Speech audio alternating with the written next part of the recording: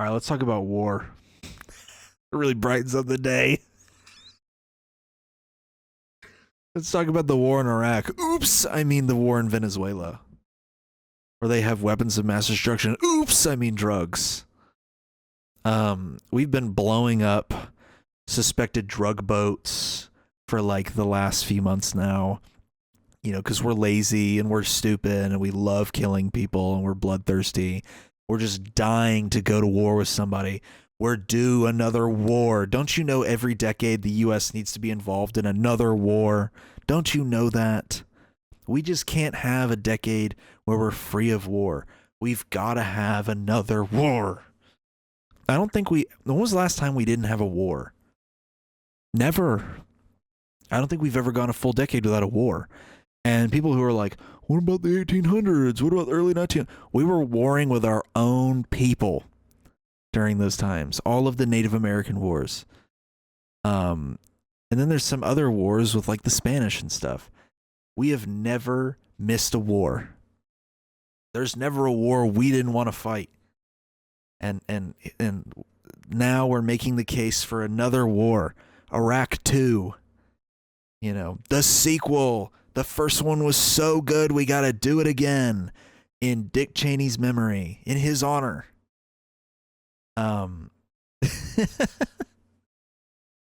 It's a shame Dick Cheney died so early he could have seen a second Iraq style war. Now, you might be thinking like, well, we're just blowing up boats on the coast. It's, you know, we're just committing some war crimes. Right now it's murder. We could make that shit official, baby. You know, we can make that shit official. We can make it an actual war crime. And I get so emotional thinking about that.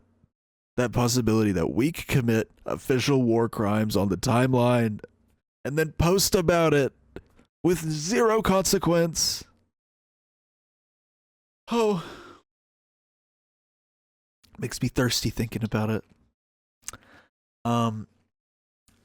Apparently we have the capability, shocker I know, to seize these boats and arrest the people on board. You might be thinking like, well, yeah, Dane, I knew that. Prior presidents have done it like that. They commit war crimes professionally. Or I guess they're not really committing war crimes. They violate international sovereignty in a more professional way. You know, yeah, they've just been going about it a bit informally.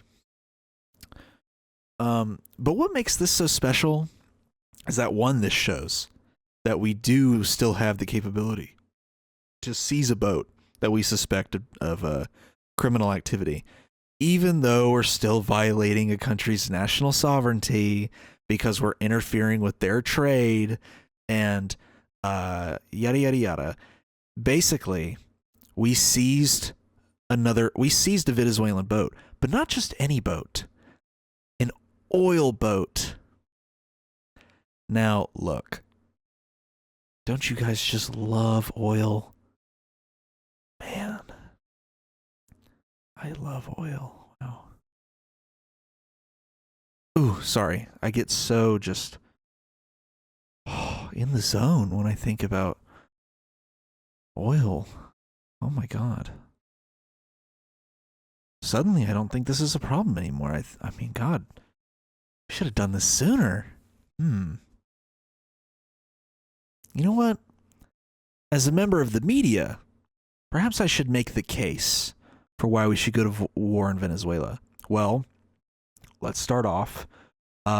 Nicolas Maduro, or sorry, I have to make it sound scary to the American people.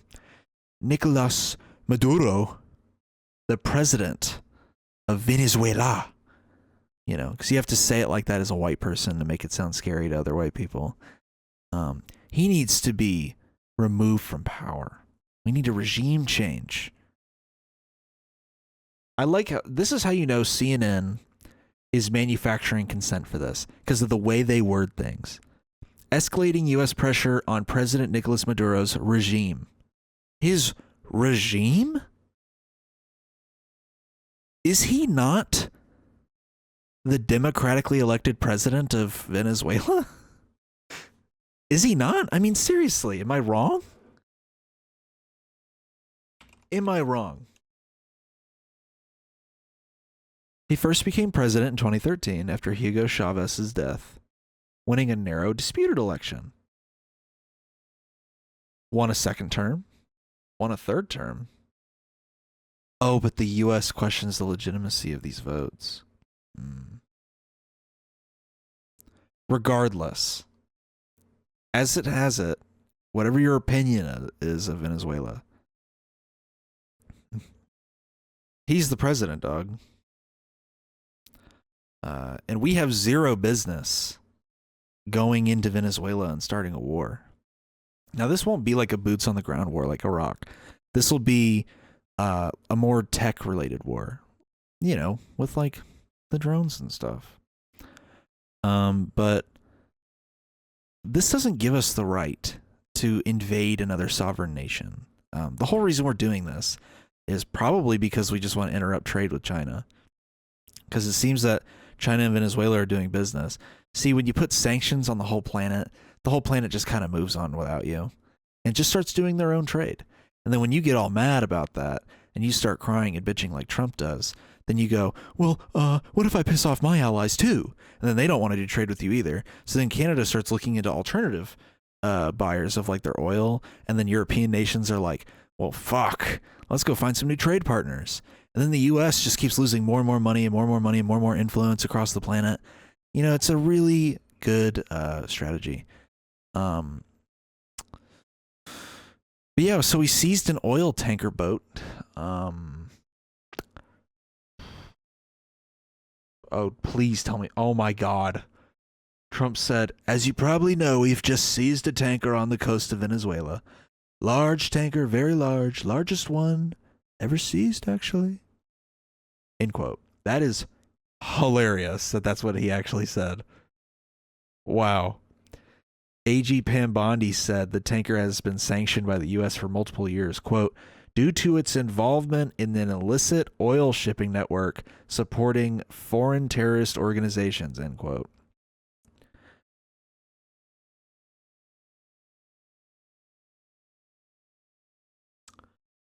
So because the oil is for like Venezuela or for, as they're claiming, Iran,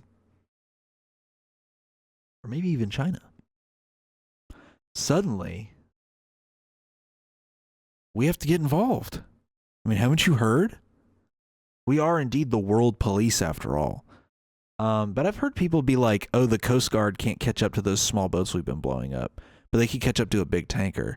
And that's also not fucking true. We've been seizing boats like that for years. And we only seized this boat for the oil. Come on. It's right there in front of your face. It's been a joke for like 20 years that we invaded Iraq for oil. It's been like a common like sentiment that the U.S. hears the word oil somewhere in the world and they immediately go and make up some excuse to invade and take that oil. I mean, fucking come on.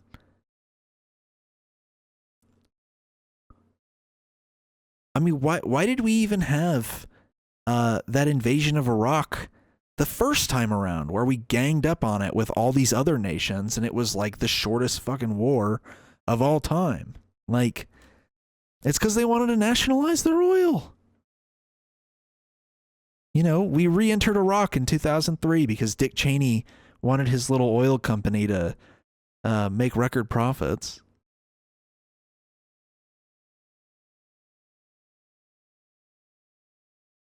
My God, there's some weird ass noises outside this room. Yeah, Dick Cheney.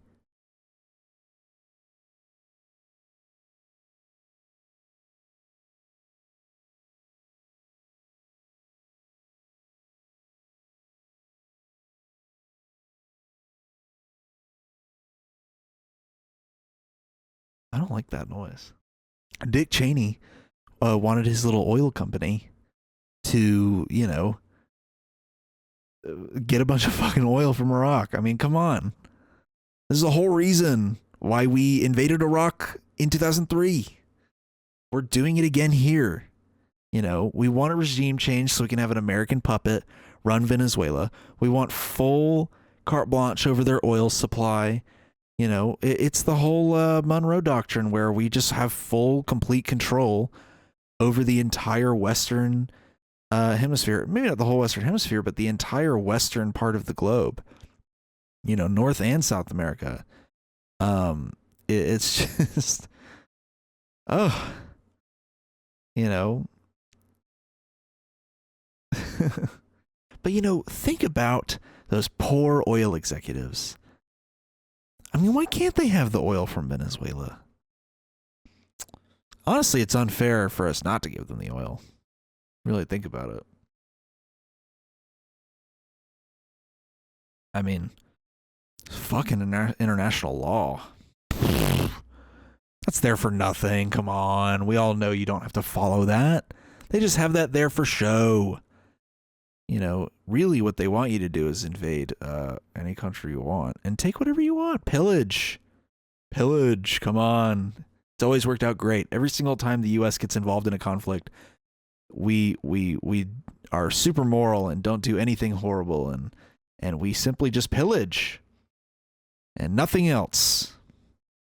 Don't look up any of the other stuff we do. Don't look it up. So yeah, I can't wait for us to go back to war with Iraq. I mean, fuck Venezuela. For oil. Fuck. I mean, fuck. To fight the terrorists and the gangs. And stop the drugs from coming in. The other like funny part is that the administration keeps claiming that like all of our fentanyl in this country comes from Venezuela, and like it's like a fraction of a percentage of fentanyl comes into this country from Venezuela. And it's the same case with Canada as well. When he was putting all those tariffs on Canada, like, dog, the call's coming from inside the house. The fentanyl is coming from here. It's coming from the pharmaceutical companies. Come on. Like, please, bro. Are we serious? The call is coming from inside the house. You know, the poorer people get through his policies, through his economic policies, the poorer they get, the more they're going to want to try some fentanyl. I'm just going to be real. Drug use is correlated with poverty rates. And I'm just saying, the worse Trump makes the economy, the more he strangles it, the more people are going to want to try fentanyl. I'm just saying. You know, the fentanyl extravaganza under Trump too. I'm just saying. So, fuck you, Donald Trump and Pete Hegseth and Pam Bondi. And if we go to war in Venezuela, fuck the Democrats too. Because Chuck Schumer came out on CNN and was like, they were like, do you condemn these actions with Venezuela? And he's like, I don't really think I care at all. I don't really think I have an opinion on this one. I think whatever, you know, he changes his mind so much. How am I supposed to give a take? Just say you condemn it. What's so hard? What are you earning, Venezuela money? Or not Venezuela money? Are you earning fucking like pro-war with Venezuela money? What the fuck are we doing? It's Iraq all over again. You know, you got Joe Biden on the Senate floor being like, yeah, we actually should go into Iraq and blow it all up. Here we are with Chuck Schumer on CNN being like, hey, I mean, if they go to war with Venezuela, I mean, if I got what I really wanted, Maduro would just leave his country and let us run wild with it. And then he could avoid this U.S. war entirely. I mean, what kind of response is that? That's a bunch of shit. That's ridiculous. I mean, that's actually ridiculous. Like, why are you even in the Senate? We should have just elected a Republican at that point. I mean, fuck. Like, you're barely the opposition at this point. Why is it so hard to just say you don't agree with Donald Trump? Like, at this point, most of the Democrats in the Senate and House are in the minority opinion in America by a long shot. Like, people hate the Republicans right now. You know, there was another Georgia State Senate seat that I think it was in the Athens area, or it was like near Athens. It was one of those districts. I think it was like District 112, or no, it was District 121. And this dude won like a major Trump district, like heavy hitter number Trump district. This Democrat blew the incumbent out of the water and won the state Senate seat. People don't like the Republicans right now. And Chuck Schumer doesn't have enough of a spine to do anything about it. If he could swap to the Republican Party right now, he would. If it meant he would be guaranteed the party leader position on the Republican side in the Senate. If fucking Paul Bunyan, or whatever his white ass name is, the Senate Majority Leader, Thune or whatever, told Chuck Schumer, hey, I'll let you take my place if you swap to the Republican Party, Chuck Schumer would do it in a heartbeat. I have a feeling he would. And that's just based on what he says and what he does. You know, remember earlier this year when he was like, we did it, folks. We stopped the big, beautiful bill. I took a vote and they agreed to take the name off. Wow. Good work, Chuck. Wow. So yeah, useless party leader. Completely useless. And yeah, I mean, it looks like it's pretty inevitable that we're just going to go to war with Venezuela.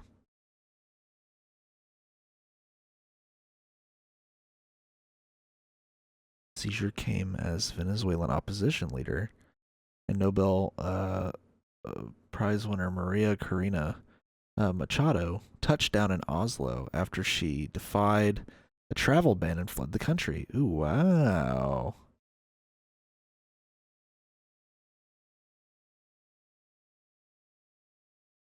Asked what would happen to the oil tanker, to what would happen to the oil the tanker was transporting. Trump said, quote, we keep it, I guess. Wow. Just really not even trying to hide it. He has officials literally going on CNN and being like, and Fox News and being like, yeah, we want regime change. Like, okay.